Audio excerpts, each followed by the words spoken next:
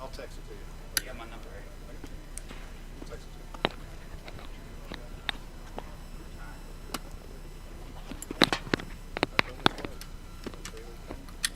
Got the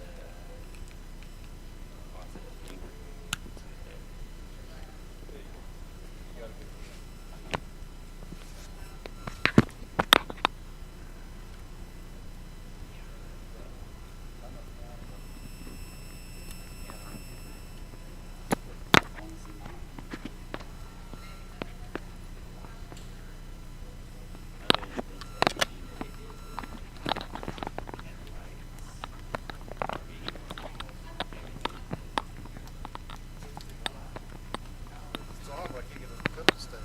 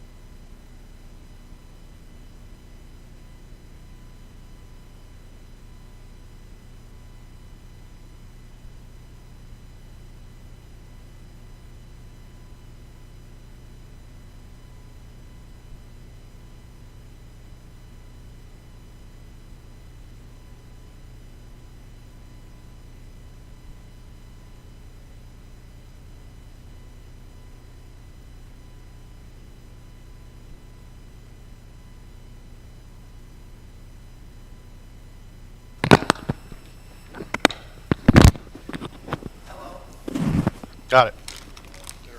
There we go. Now we're good.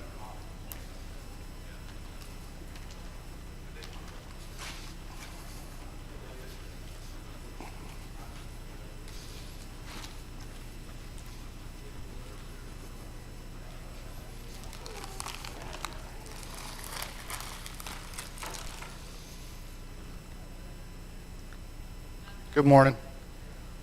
Sorry, I was having trouble with the clip on the microphone. It just wasn't staying on that thing. You've had that problem. It just, probably not foretold in prophecy that he shall have a problem with the clip on the microphone. But anyways, it is what it is. Got it fixed again or so for a while. If it isn't, it isn't. So we're going to continue our study of prophecies in Christ. Where am I? I'm in the church foundation area. Chuck did the authority last week. He finished up ministry, moved into authority. I just moved on into church foundation. And that's it. That's what we're going to work on, church foundation. And we're going to look at one thing, Christ being the cornerstone of the church. So that's the one thing we're going to look at. I think it covers all the points of the prophecy in some form or fashion. So that's what we're going to talk about. I got Snickers today. If you're interested in one for answering the question right, if you're interested for Snickers and you don't even care to answer a question, we'll give these things away too. So we're easy. So, well, anyways, I'm going to work this from Matthew 21. So we're going to start with the parable of the talents. And we're going to work our way toward the prophecy, and it will blow up from there. I don't know if it'll blow up, but we'll get to the main point somewhere around slide 24 or something. So, anyways, Matthew 21, verse 33 through 35. Hear another parable. There was a master of a house who planted a vineyard, and put a fence around it, and dug a wine press in it, and built a tower, and leased it to tenants, and went into another country. When the season for fruit drew near, he sent his servants to the tenants to get his fruit. And the tenants took his servants and beat one, killed another, and stoned another. This is a happy story to start your day. okay? This is how we roll here. I'm always amazed at the quality of the stories. It starts out like pretty nice, and it's like, it's not a Hallmark movie. So if you use the ESV or the NIV, it's called the Parable of the Talents, Parable of the Tenants. I don't know why I read that wrong or pronounced it wrong. It's Parable of the Tenants. It's Parable of the Landowner if you use the New American Standard, and if you use the New King James, it's Parable of the Wicked Vine Dressers. At least that really gets into what it's about, the wicked vine dressers. Does anybody use a different Bible? I don't care what you use. Does anybody use something different? No? The King James doesn't use subclause titles and stuff like that. So anyways, that's what we got. That should hit about everything. Just the different names to give you sometimes a thorough view of the whole thing. So this is a parable. You got to look at what the analogies, what do these things mean? And we talked about it. I talked about 2 weeks ago with Jesus talking in parables, the prophecy of that. And for those who believe, they understand. For those who aren't, they get a weird story. Okay? So as believers, we need to understand what the analogies are, and you should be able to see them. If you can't see them, we should be able to open it up, study it, and you should be able to see them. So it's not just some kind of secret code. So looking at that way, who is the master of the house? Any guesses? God the Father. Wow, was it tricky? It wasn't tricky, was it? I didn't think it was. I really didn't think it was all that tricky. But there we go. So yeah, that's just his role. He's the master. He's the master of the house. So it's a pretty simple one. So what is the vineyard? So he's talking. This is Jesus talking to his disciples. So, he's alive. What's the vineyard? Chuck? It could. Say it again.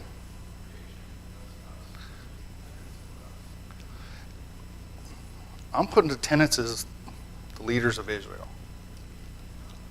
But it's a parable, and sometimes you can see more than one thing in it. Like you say, if the vineyard is the garden, it's all of creation, which the garden would have been. The tenants being us, especially the sinful us, right? I like that. A lot of parables, like I said, parables are parables. People that use analogies, sometimes they use terrible analogies, but that works that way too. That's good. I hadn't looked at it that way. A double wrapped candy bar, or 1.5 wrapped candy bar, or who knows. Anyways, so I'm going to go with the vineyard being. We're going to look at it as Israel. It's the kingdom. It's God's kingdom at that time. So if we talk about the kingdom a lot of times, the kingdom, God was the king of Israel. He was the king of the Jews. That translates to he's the king of the church. The church is the current kingdom of God.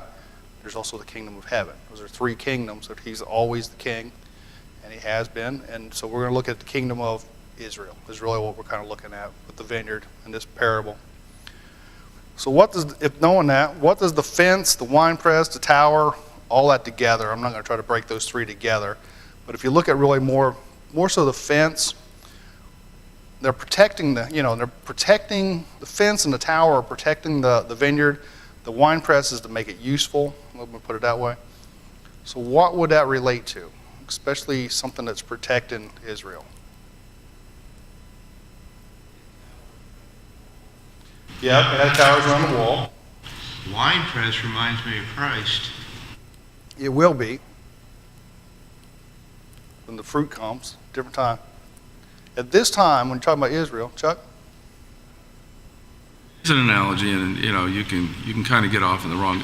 If the tenants were the prophets, then it would be what God did to bless the nation of Israel and protect them when they were faithful. The winepress would be those people who were faithful. In other words, he planted the vineyard, he put them there. Mm-hmm. They were supposed to be faithful and bear fruit. Fruit would be possibly being faithful, loving God, faithful to God. because that's what he wanted from his people. That's what he wants from us. That's what he wanted from them then. Right. That would be the wine that was from the grapes. Yeah, the fruit, like I said, the fruit goes through the wine press and stuff. That would be a spiritual response of, like I said, the faithfulness, the obedience. No one. All right. So we, that's what you're looking at with the fruit, the wine press. If you put the fence as the law, because the law kind of boxed in Israel, but it protected them it kept them separate from the world. It kept them separate from the Gentiles and such. So that's kind of what the fence is supposed to represent in this thing. It protects them, it keeps them, it's supposed to keep them, let me put it that way. It's supposed to keep them, keep the Jews, keep the Israelites in God's kingdom. Keep the outsiders out, keep the worldly influence out. And the wine press, I like that. I like the fact that you said there would be, like I said, there are always faithful people. There's always a remnant, no matter how bad things got. And that would be symbolic of processing that. So, when they had to worship, they had the drink offering, they had sacrifices, they had the feasts and stuff. So sometimes they're just checking a box, but some people will faithfully follow through with that. So these things together, the law should have at least done that. It doesn't do much more than that, but it should have at least done that. So who would the tenants be?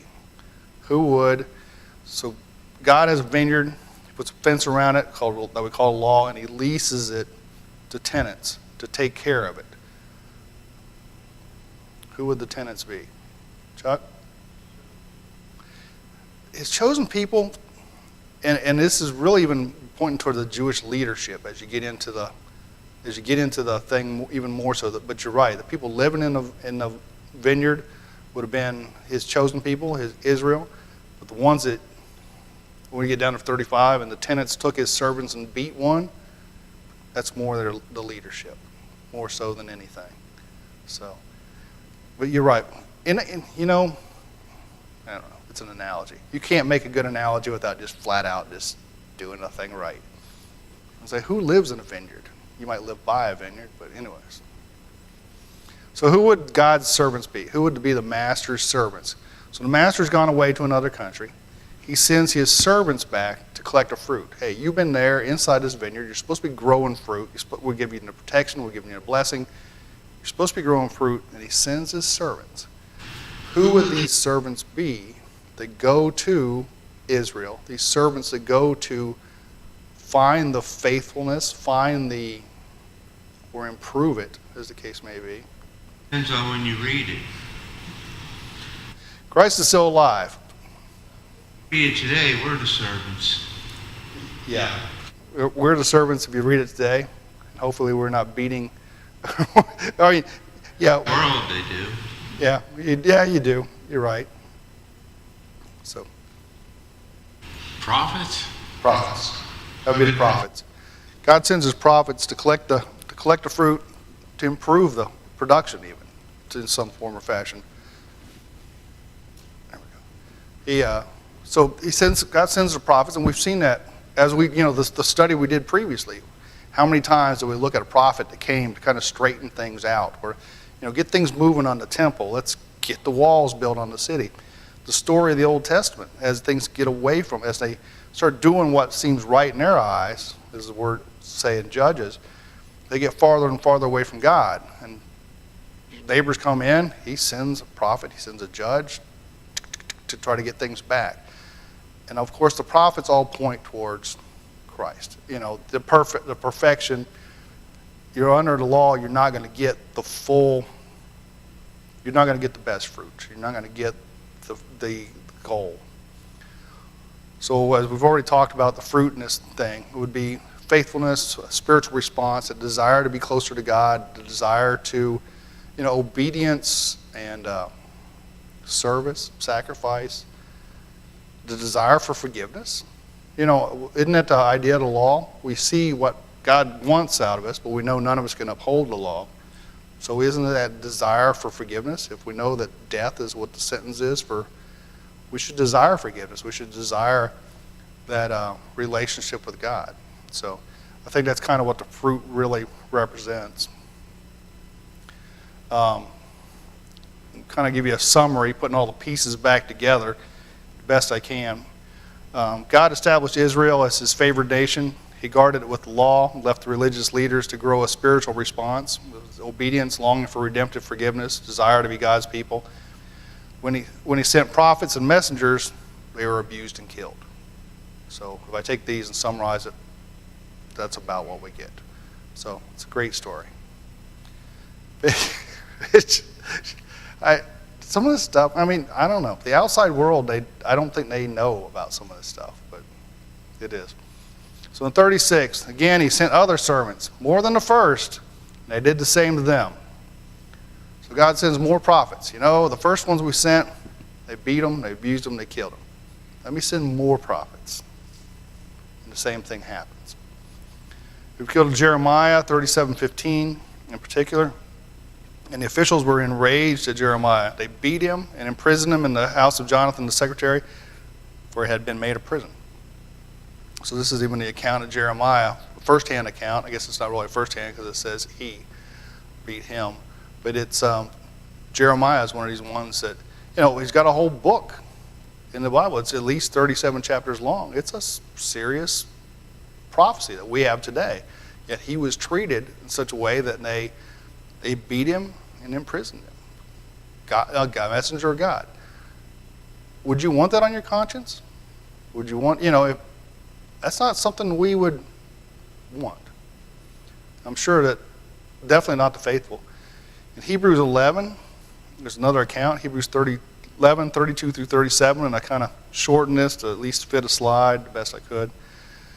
And what more shall I say? For time would fail me to tell of Gideon, Barak, Samson, Jephthah, David, Samuel, and the prophets. Some were tortured, refusing to accept release, so that they might rise again to a better life. Others suffered mocking and flogging, and even chains and imprisonment.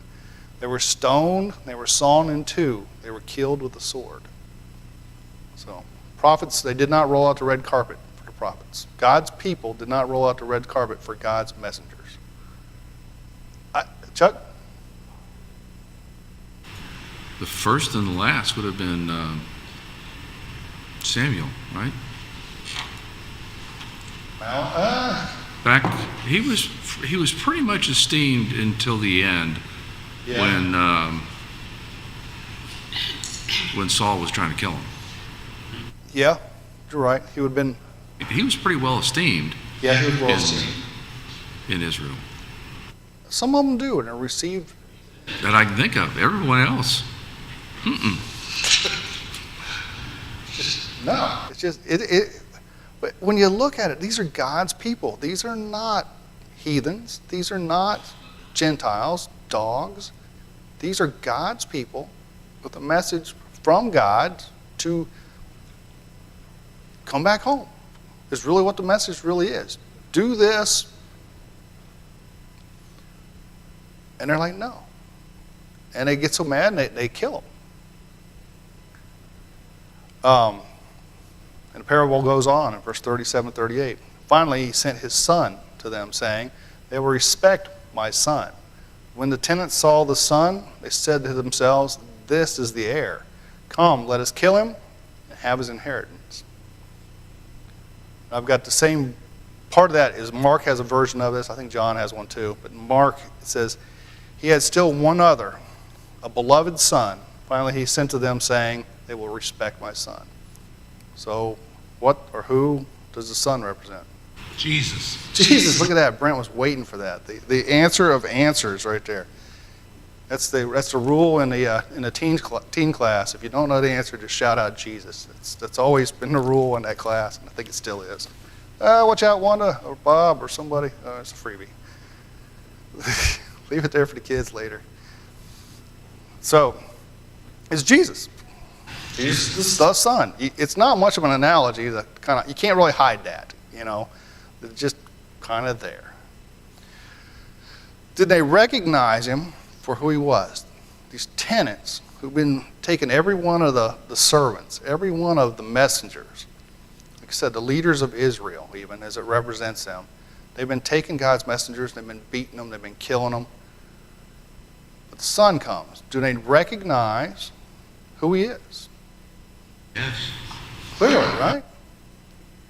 He's the heir. This is the heir. This isn't somebody who looks like the heir. This isn't somebody who... This is the heir. This is the guy. They know who he is. Did the leadership of Israel know who Jesus was? They didn't. They didn't. Still put him on trial. Still hung him on a cross. They knew. What seems to be their reason for wanting to kill him? Greed. They want what he's inheriting. Greed. Greed. They want what's inherited. They know he's been inherited. Out of greed, they want it.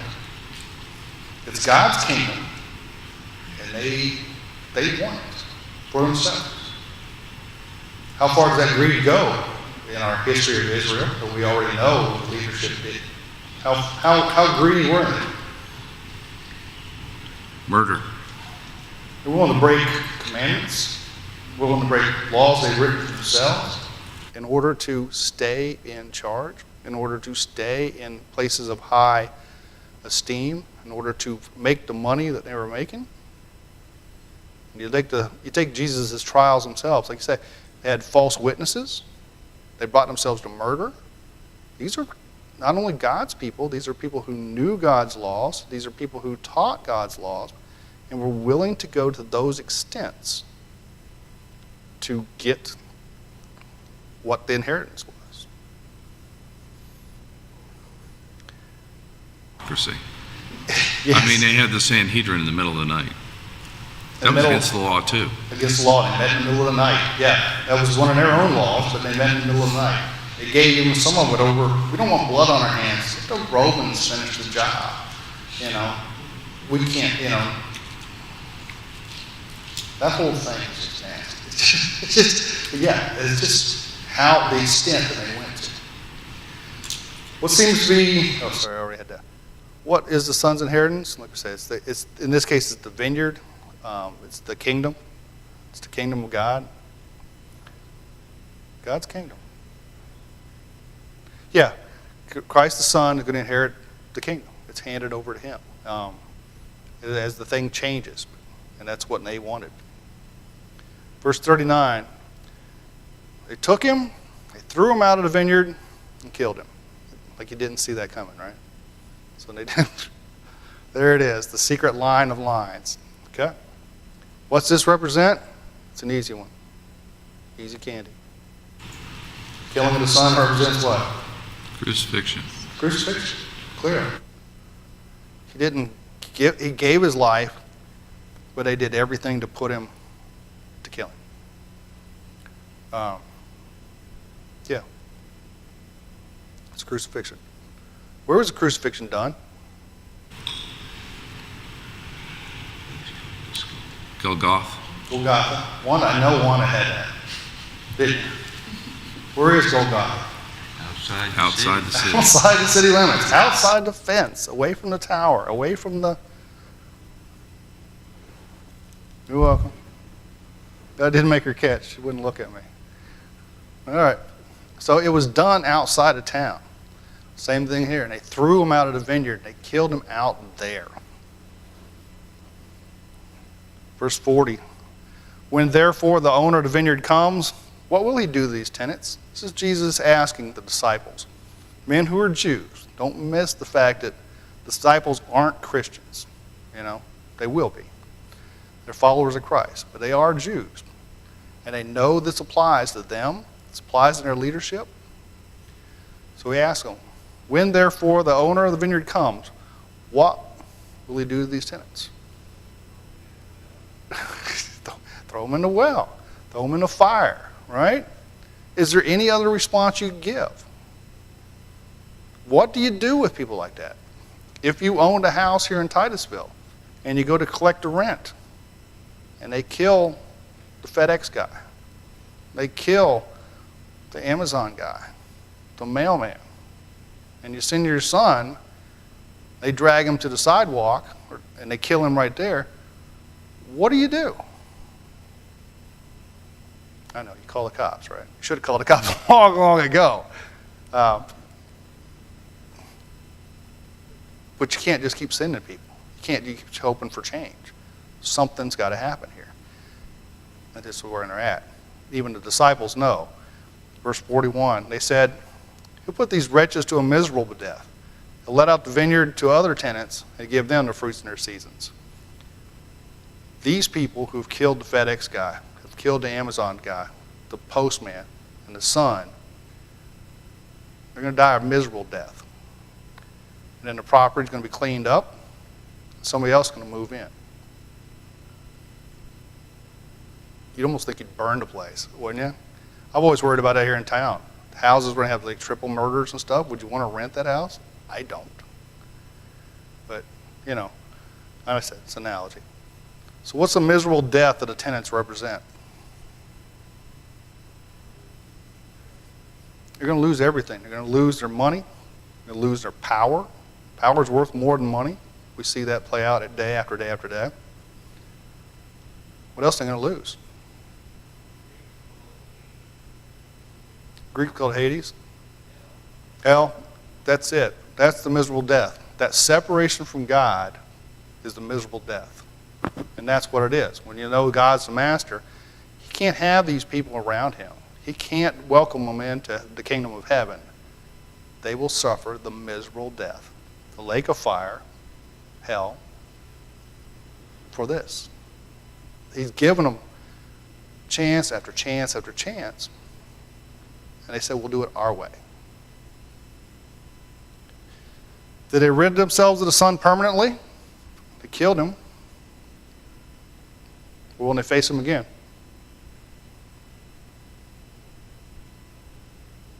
Going to face him again. No one, yes. Well, yeah, you know, yeah, he's not going to show up at the doorstep one more time, is he? They killed him. But we also know the story that he rose again on the third day. We know who the son was. He rose again on the third day. He's going to be there at the day of judgment. They're going to face him. They're going to walk up to him, the guy they killed, and said, "Let me in." No, I don't think so. We're going to hold you to this. We're going to face him again. Who will be the new tenants? Who's going to rent the house of horrors here? Who's going to give the fruit? The vines have already been planted. The fruit's already there. The church. That's it. The church. The church. You ever think about that? What would the church be like if we didn't have the Old Testament to already establish some of that stuff? If we didn't already have some of that stuff's already there. Some of the understanding who God is, but we can't stand up to that. What if they just started it out of nowhere? But you can't. It doesn't work that way. So they're going to move in. The church moves in. We're going to give them first fruits. We're going to give him the fruits. What would the fruits be as the church moves into the vineyard? Chuck? Fruit of the Spirit's a very good answer. I like that. You don't want candy, do you? You already got enough. So, fruit of the Spirit is a very good answer because it even says fruit right in the name of it. So, there's 9 of those, 9 parts of the fruit of the Spirit, because it's not really fruits of the Spirit, it's fruit. So it's 9 parts, and that is in Galatians 5:25, if I believe. I think it's Galatians 5. Right after lust of the Spirit. Lust of the flesh, and this fruit of the Spirit. I know patience is one. Love, patience, kindness, gentleness, godliness. Yeah, long suffering. That's a better word than patience. It really is, because that's about what patience really becomes. That's our goal. What's in Galatians 5 is a good one. Is obedience part of that fruit? Is that longing to be with God? The fruit that bears more fruit. Typically, fruit's got seeds in it, right? So that fruit, the trees are typically grown from fruit. I know, orange trees aren't grown from fruit. I don't know if bananas are not, but seeds grow more fruit. And that's part of our job too, is to share that fruit, to keep growing. As we continue this parable, you got it, don't you? You got Galatians 5? Okay. Peace, patience, kindness, goodness, faithfulness, gentleness, and self-control. Good. love, joy, peace, patience, gentleness, kindness, self-control, and 2 others. That's why it's first. Yeah, love It's covers. the most important. If you've got that, the other ones are a factor Yeah. of that. It's love for others, it's love for yourself, it's love for God. You can't get the other ones without love. You can't just check the box. Closer to God. So Jesus said to them, have you never read in the scriptures, the stone that the builders rejected has become the cornerstone. This was the Lord's doing, and it is marvelous in your eyes. So here it is. Here's the prophecy, 9:30. Okay, I told you we'd get to it. But here's the prophecy. Jesus answers to them, have you never read this? So where wouldn't they have read that? It's not Daniel. But it applies to Daniel. You know something? It does, because I've got that on there. It's a rock. It's a statue. The stone that was not made with hands, that was not cut with hands, also, it's 2 places in Daniel. Yeah. But it's also in Isaiah. It's in Isaiah. It's in Isaiah. It's in Psalms. It's Daniel. They all. Yep. That's kind of why I did it this way. Tell the story, then we'll break out what the stone is. So you're right. It's Old Testament.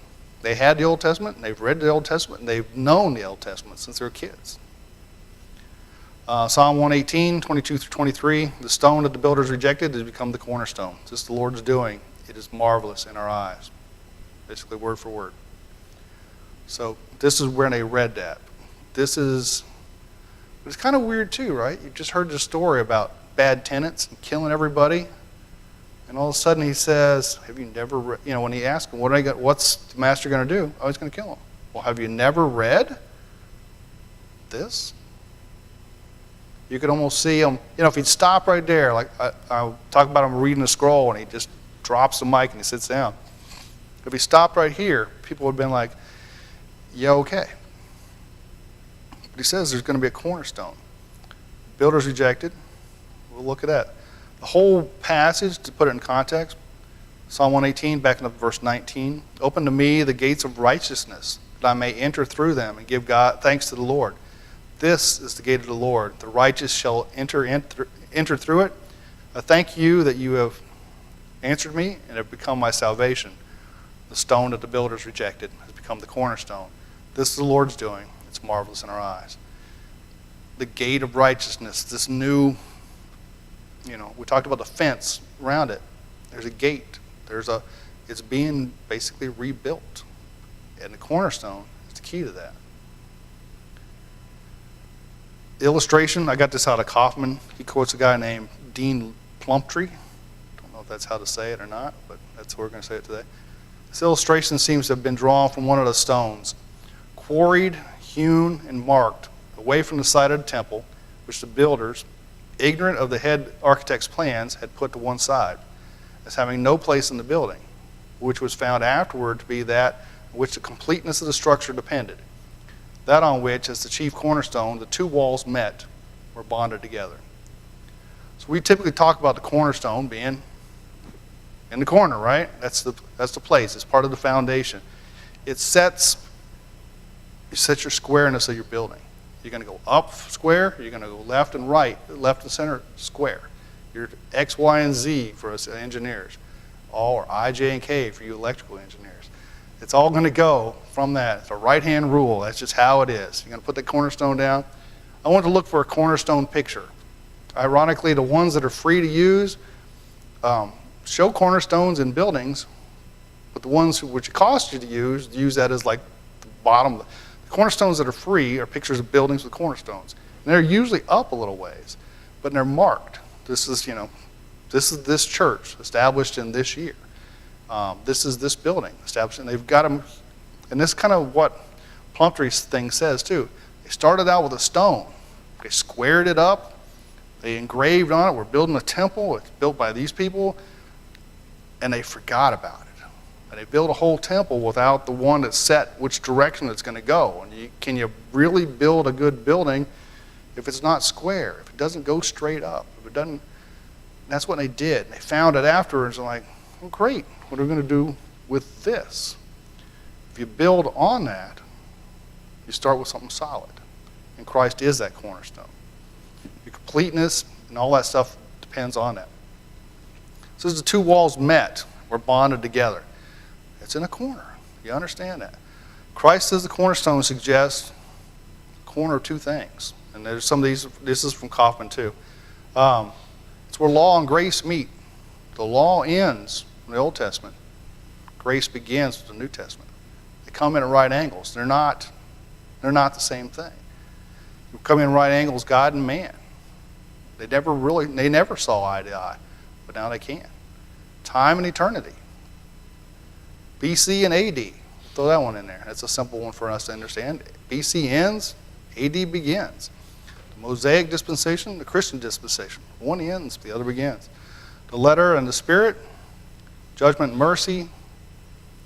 Anyways, the corner, Jesus being the cornerstone, you can see where some of these end. One wall ends, the next wall begins.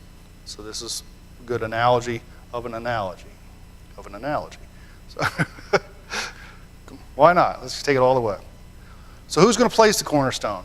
In Isaiah 28, therefore, thus says the Lord God, behold, I am the one who has laid us as a foundation in Zion, a stone, a tested stone, a precious cornerstone, of a sure foundation.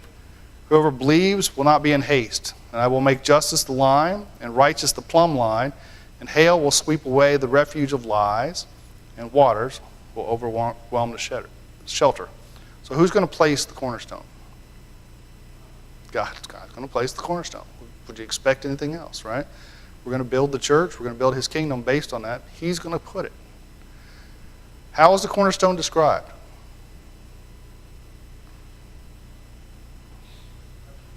It's precious. It's tested. Sure. We see this in Christ. He's the Son. He's got to be precious. You know, we see he's tested. For 33 years, he was a man-around man. How many times did they test him in his 3-year ministry? They tested him to the point of death. Test after test after test. In Chuck's word, sure, he never wavered. He still stayed. The word itself is still sure. The word itself is something we can build on. It's the cornerstone. It doesn't change. It doesn't cave. It doesn't crack, crumble. And quite honestly, it doesn't even age. We've had the same word for, we've had the gospel for 2,000 years, and it ain't changed. How will the cornerstone reshape the vineyard that we had in the parable?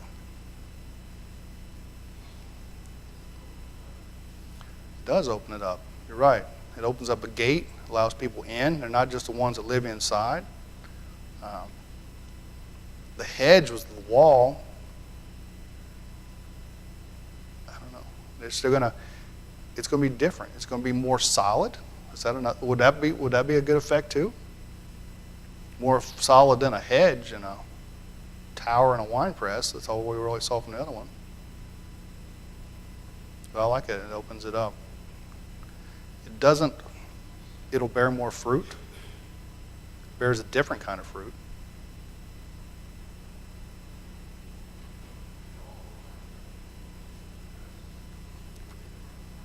The first one you lay, and Christ is first in the church.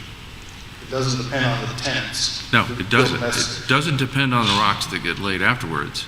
Right. It depends on the rock that gets laid first. The rock is there first. Is what everything's built on. The whole kingdom will be built on that. It says that justice will be the line. You want to find out where X and Y are? Justice lays that down.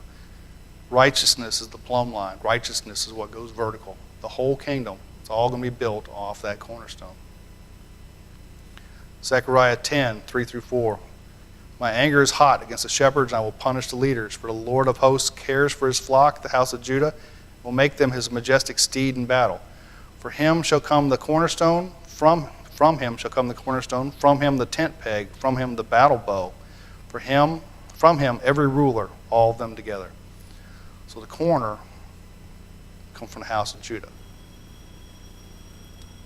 This one of those prophecies that shows that the cornerstone it's Christ. Back to the parable we started with, Matthew 21:42. Just flat out, the Son is the cornerstone. They killed the Son, and he became the cornerstone for the new the new building, the new vineyard. Finish up at 43 and 44. Therefore I tell you, the kingdom of God will be taken away from you and given to a people producing its fruits. And one who falls on a stone will be broken to pieces, and when it falls on anyone, it will crush him. So what else do you see about this cornerstone? Chuck already saw it, but everything's going to be built on it, but what else?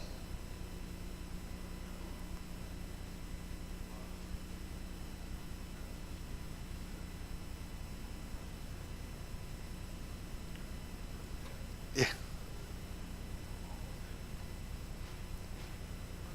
They're going to be crushed. Yep. Yeah, you can almost see the head of a serpent sticking out, the body of a serpent sticking out from under this cornerstone, can't you? Symbolically. But yeah, that's what's going to happen. Satan's going to be crushed. Those who follow him, they're going to be crushed. You try to go up against a stone that can't be chipped, can't be moved, can't be, all you're going to do is hurt yourself. Right. Yeah, you're right. It'll be taken away from those who try. It's going to fall on them. It's going to crush them. How does this describe Israel's leaders and their response to the Son of... So Israel's leaders were the tenants, and that's going to crush them. Daniel 2, Chuck alluded to this earlier. In the days of those kings, the God of heaven will set up a kingdom that will never be destroyed, nor shall the kingdom be left to another people. It shall break in pieces all these kingdoms and bring them to an end, and it shall stand forever. Just as you saw that a stone was cut from a mountain by no human hand, that it broke in pieces the iron, the bronze, the clay, the silver, and the gold, a great God has made known to the king what shall be after this. The dream is certain, and its interpretation is sure. The cornerstone crushes kingdoms. It's prophesied in Daniel's. Daniel interpreted a dream of Nebuchadnezzar. Nebuchadnezzar had a statue, had a head of gold, torso and arms of silver, thighs of bronze, legs of iron, and feet of iron and clay. And you see the stone coming down and crushing all of it. And this is it. This cornerstone that crushes all earthly kingdoms is the Christ. Pick it back up with a parable, Matthew 21, 45 through 46. When the chief priests and the Pharisees heard his parables, they perceived that he was speaking about them. Wow, we saw that 45 minutes ago. But they did. So they did too. They said, he's talking about us. But although they were seeking to arrest him, they feared the crowds because they had held him to be a prophet. They knew this about them. They knew this meant that they were going to lose their power. They're going to lose their money. They're going to lose their position. We got to arrest him. It's like, didn't you listen to this thing? You can arrest him. You can kill him. It ain't going to work out your way. Did they recognize the Son? They saw him. They knew he was the heir. They recognized him as a cornerstone. They knew that he was going to rebuild what they thought they had built, what they thought they controlled. Hebrews 13:8, Jesus Christ is the same yesterday and today and forever. He's the cornerstone, in case you missed it. He's the rock of ages, another word we've heard. I put the words of the song in here, and I'm not going to lead this song because I am not a song leader. I've tried it a couple times, and sorry to those who've had to endure that, but at least we sang. Chuck? One thing that kind of kept coming to me also was when Christ was talking with the disciples, and he said, "Who am I?" And Peter said, "You are the Christ." And he said, "And you're Peter. And upon that rock I'll build my church." Peter being Petra, which is a small pebble, but the rock is himself. The rock is Christ. Yeah.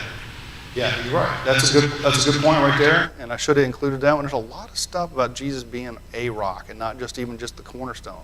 But you're right, he is the cornerstone. They pile the rocks on top of him, and Peter will be one of those rocks at that time. It will be from that time. So, anyways, probably ready to end the class, but the words of the rock of ages, cleft for me, cut the rock out of, let me hide myself in thee. Let the water and the blood from thy riven side which flowed be of sin. The double cure cleanse me from its guilt and power. I'll leave it from there. That's what the cornerstone does. As we see from Daniel, it's not cut by hand. It'll never chip. It'll never break. It'll never age. We can build everything on that.